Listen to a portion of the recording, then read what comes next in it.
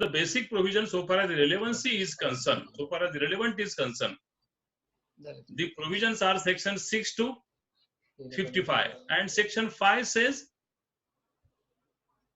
adducing of evidence, the facts which are in existence, the party may adduce evidence, or the facts which are not in existence also the party may adduce evidence.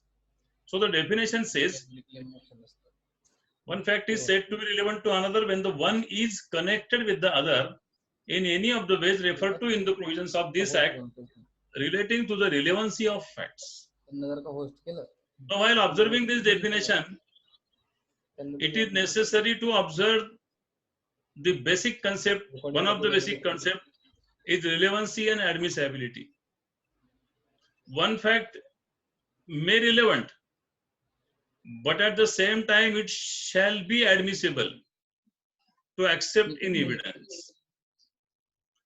There are examples to distinguish what mean by relevancy and what mean by admissibility.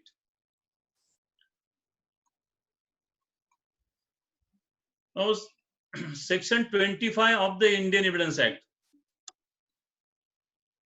Confession before police is inadmissible. Though confession before police is inadmissible, but the confession before police is relevant. Confession is relevant so far as investigation is concerned. Such confession before police is not admissible in court in evidence, but not so far as investigation. It is admissible. It is relevant. There are other sections also. Please see the proviso of section 164 of Indian Evidence Act to understand admissible. Relevancy and admissibility is discussed in section 164 proviso of Indian Evidence Act.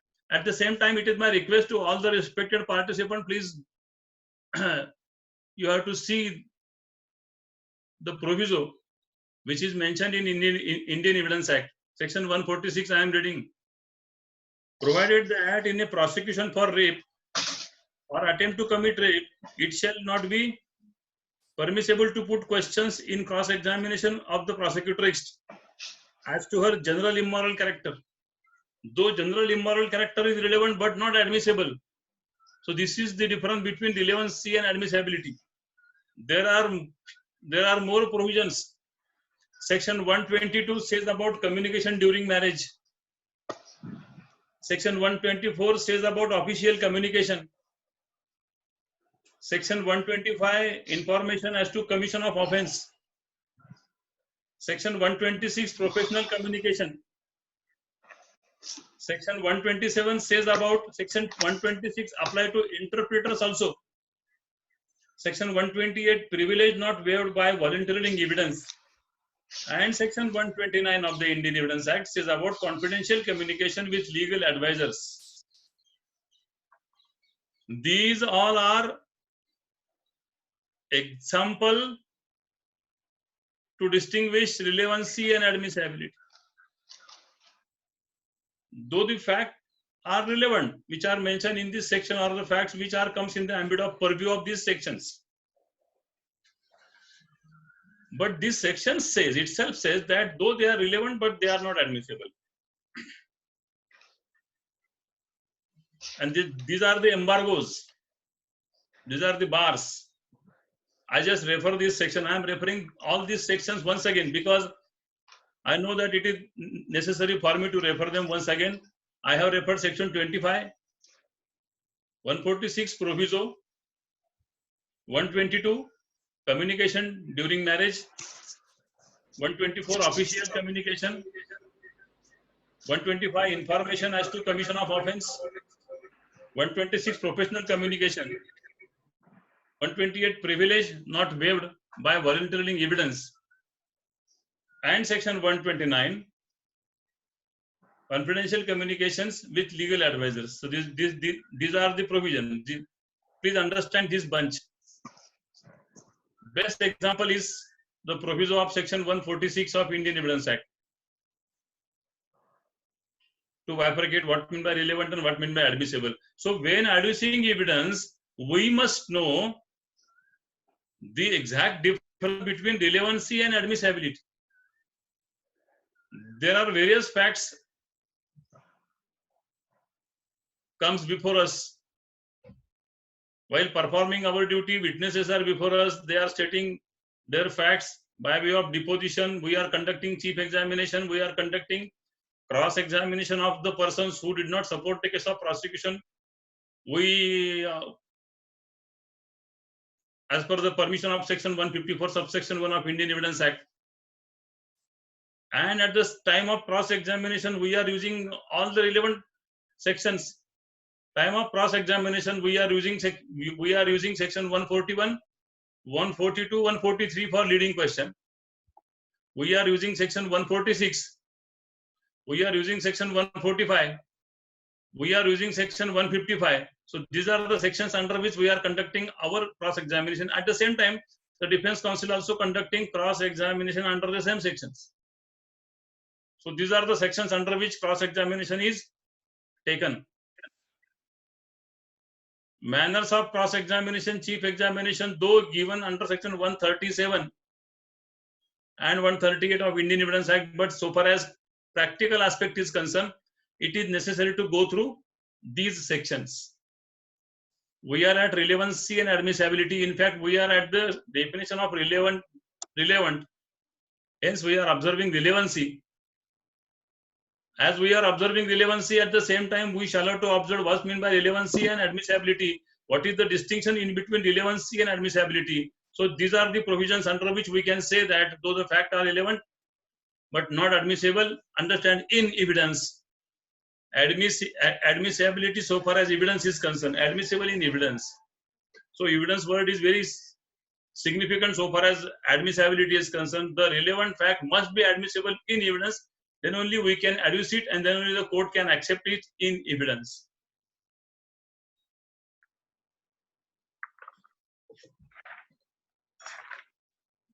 At the same time, I wish to invite your attention on section 163 subsection 2 of CRPC. Section 163 subsection 2 of CRPC says,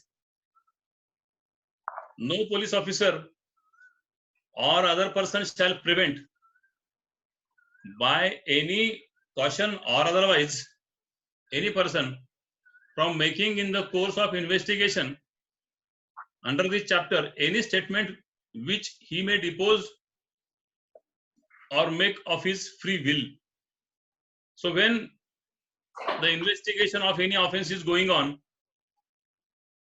as per section 161 of CRPC, the investigating officer may investigate towards any person who is supposed to be acquainted with the facts and circumstances of the case. He may accuse also. If accused is giving confession, so obviously, or the confession is voluntarily. If the confession is voluntarily, investigating officer may record it. Friends, what mean by 27 memorandum? Memorandum which comes in the ambit of section 27 is nothing but a confession.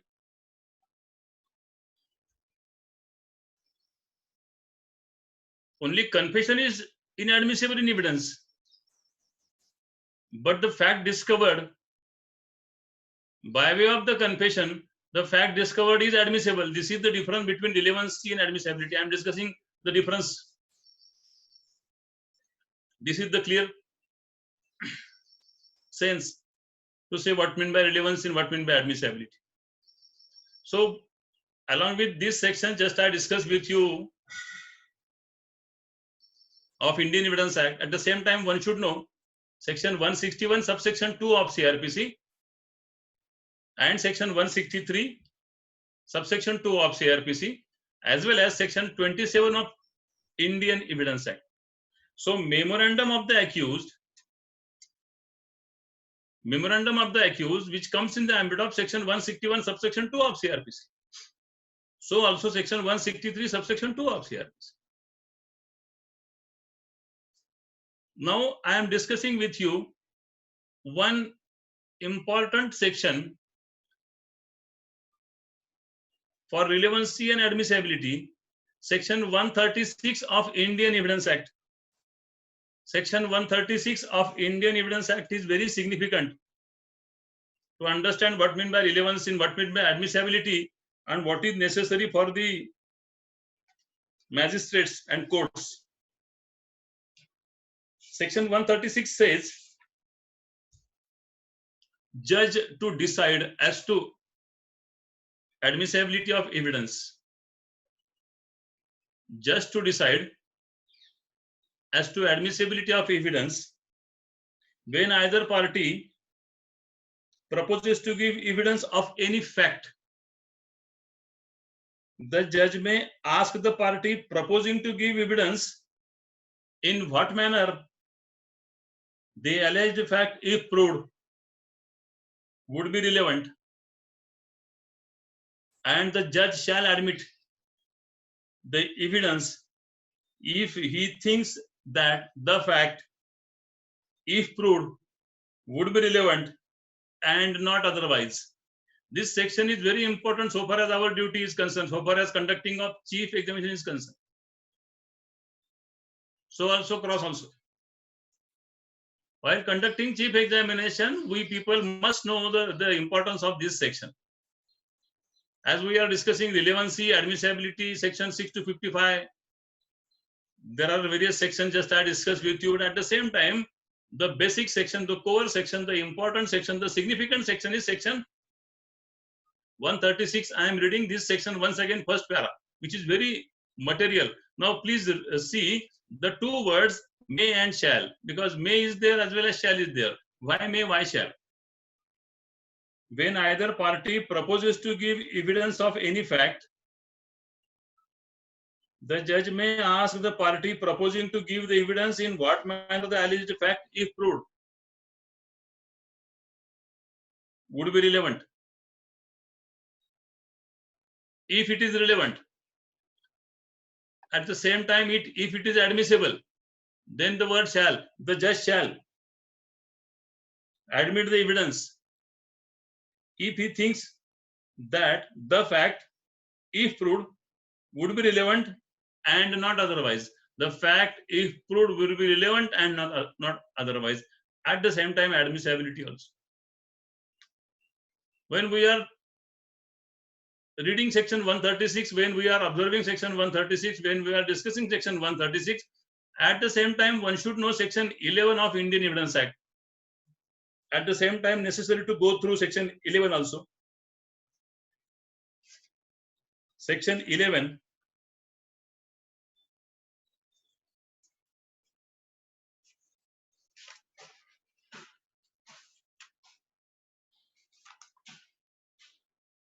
When fact not otherwise relevant, become relevant. The heading is very clear. When fact not otherwise relevant. Right now the fact is not relevant, become relevant. In future it is relevant. Fact not otherwise relevant are relevant if they are inconsistent with any fact in issue or relevant fact. If by themselves or in connection with other facts, they make the existence, non-existence of any fact in issue or relevant fact highly probable or improbable. Highly probable or highly improbable. We know that plea of alibi comes in the ambit of section 11, but we have to see there different aspects of this section. Why this section is necessary to be read with section 136 and why 136 is necessary to be read with definition of relevancy. This is the connection. Please understand the connection. I am reading section 11 once again. When facts not otherwise relevant become relevant. Right now the fact is not relevant, but in future the fact will be relevant. So we must know the future of the fact. While adducing evidence, while conducting chief examination, we must know the future of the fact, the future of the strength of the evidence. And for that purpose, one must know section 11. The facts not otherwise relevant are relevant when the answer is given here, if they are inconsistent with any facts in issue or relevant fact. So first of all, inconsistency. If they are inconsistent with any fact in issue or relevant fact, so far as subsection 2 is concerned, if by themselves or in connection with other facts, they make the existence or non-existence of any fact in issue or relevant fact highly probable or improbable. So far as highly probable is concerned means corroboration. Improbable, inconsistency. But so far as highly probable is concerned, it is nothing but a corroboration, and we are there to establish our case, to corroborate the case. And hence, since yesterday we are discussing fact, and now what mean by relevancy and admissibility. And to focus on relevancy and admissibility, we have gone through various sections. And these two sections are very significant, section 136 as well as section 11.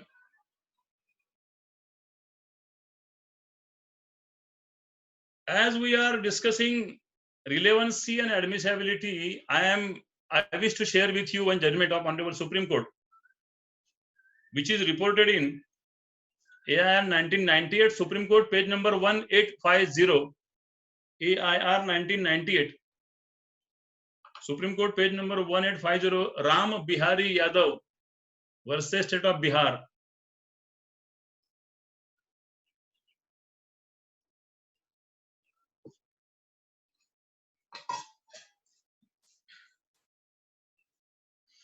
It is mentioned in the judgment, more often the expressions relevancy and admissibility are used as synonymous, but their legal implications are distinct and different. For more often than facts which are relevant are not admissible, so also facts which are admissible may not be relevant. For example, questions permitted to be put in cross-examination to test the veracity or impeach the credit of a witness, though not relevant, are admissible. The probative value of the evidence which is weight to be given to it, which has to be judged, having regard to the facts and circumstances of the case. So it is my request to all the participants, whenever you have time, please go through this judgment to understand what mean by relevant and what mean by admissible. I tried my level best to discuss various sections.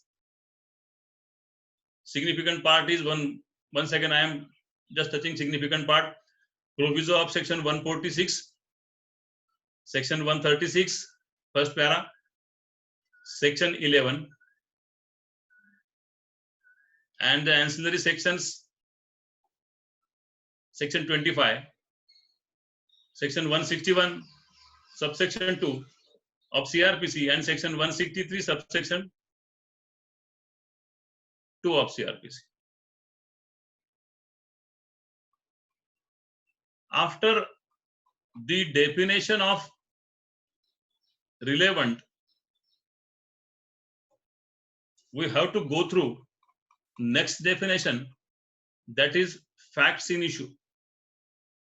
But prior to enter the definition of facts in issue, after due elaboration of the definition of relevant, I wish once again go through the words of the definition relevant. Once again definition. It is my habit.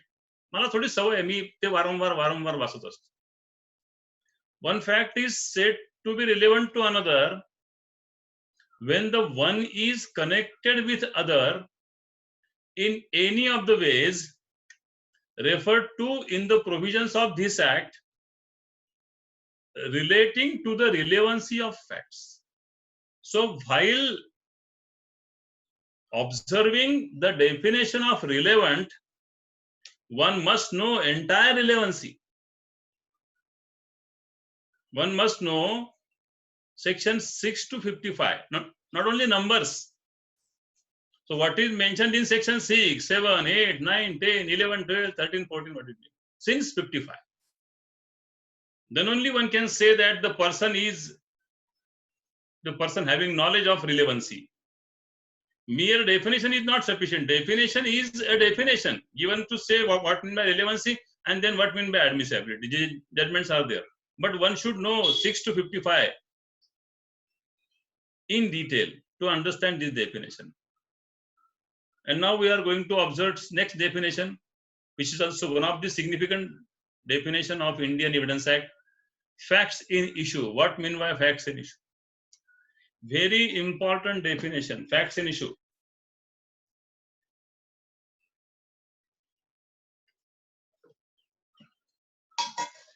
So far as civil procedure is concerned,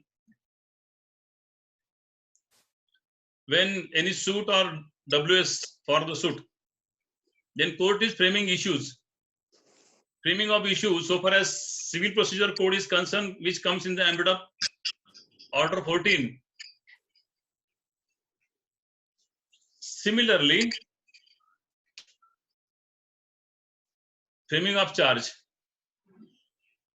section 211 of CRPC says about charge.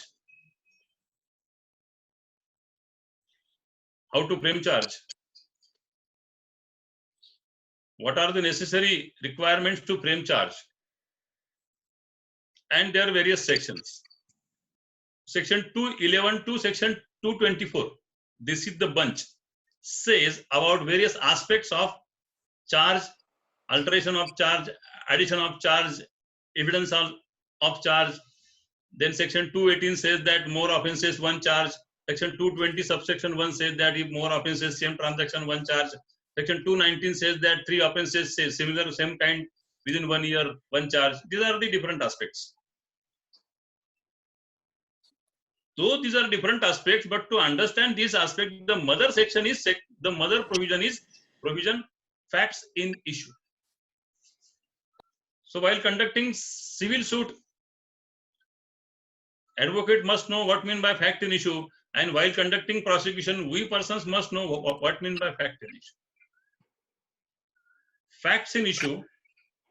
Now see the opening word of this definition, because when I discussed the opening lines of section 3, that time I have specifically discussed about words and expressions. Because section 3 opening line says words and expressions, the meaning of words and meaning of expression. Now see, facts in issue is not a word. According to Indian Evidence Act, fact in issue is an expression. It is mentioned here. The expression facts in issue means and includes. Once again, means and includes. Day before yesterday, when I discussed with you regarding definition of fact, I have elaborated this term fact in issue by various judgments. I have given 3 or 4 judgments on this point. What mean by means and includes? Why not only means? Why not only includes? Why means and includes? What is the exact meaning of means and includes? Same situation is here. Now we are discussing this expression. The expression facts in issue means and includes any fact from which either by itself or in connection with other facts. Now please see what this line says, what this line expects. Any fact from which either by itself or in connection with other facts. So the fact is here, other facts are here. The fact is itself or in connection with other facts, the existence, non-existence, nature or extent of any right of any liability, of any disability asserted or denied in any suit or proceeding. So necessary to see what is the exact meaning of these words and these lines and this definition.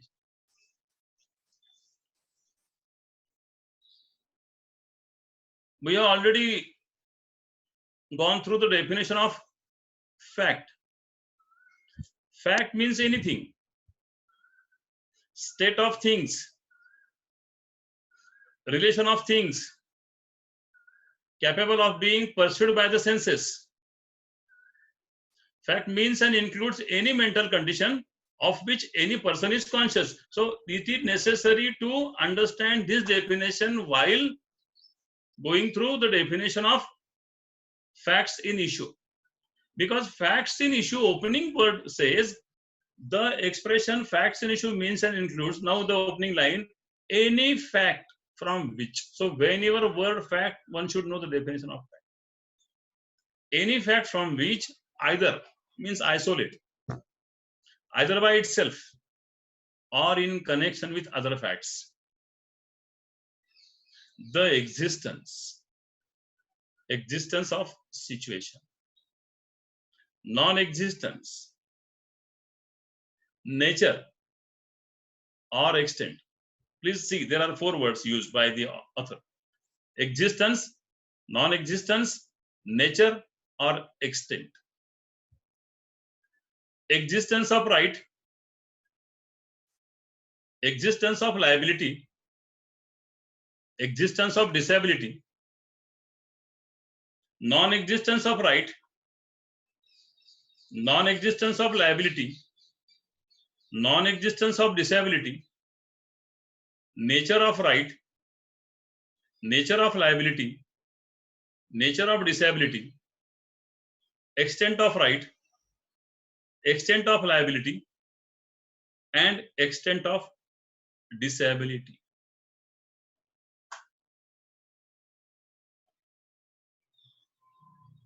Read like this to understand this definition.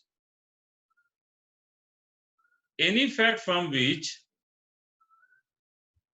either by itself means alone, without any connection, without any collaboration, nobody is along with this fact, no relevant fact is along with this fact is isolated, this fact is alone is in existence.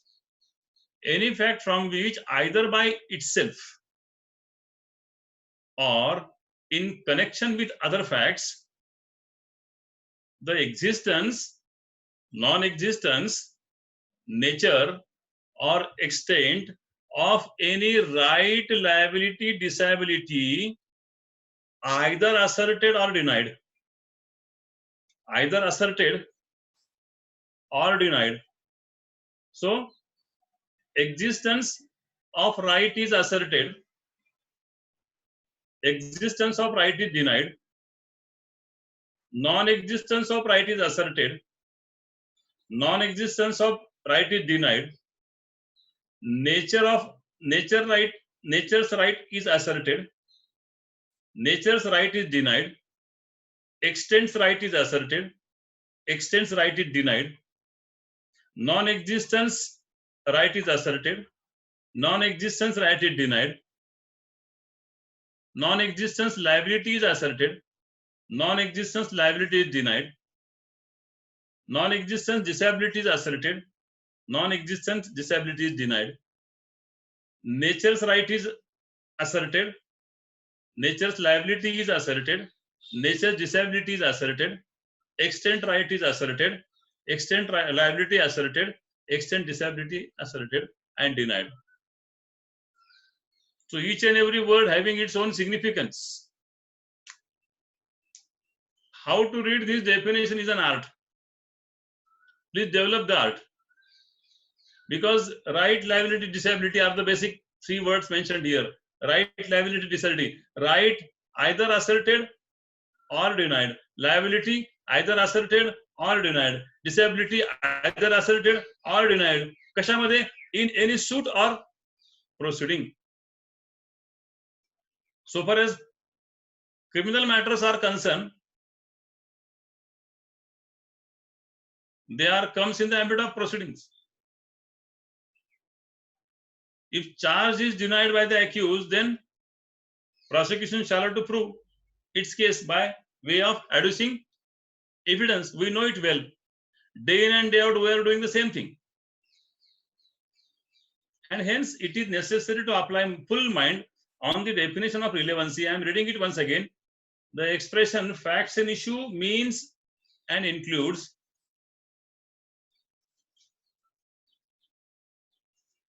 any fact from which, either by itself or in connection with other facts, the existence, non-existence, nature, or extent of any right, liability, disability asserted or denied in any suit or proceeding necessarily follows.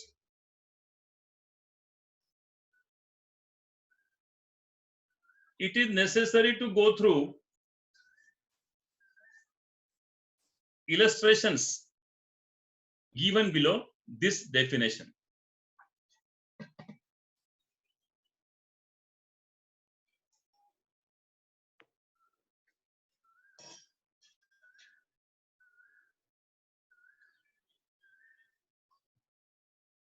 A has caused grievous hurt to B.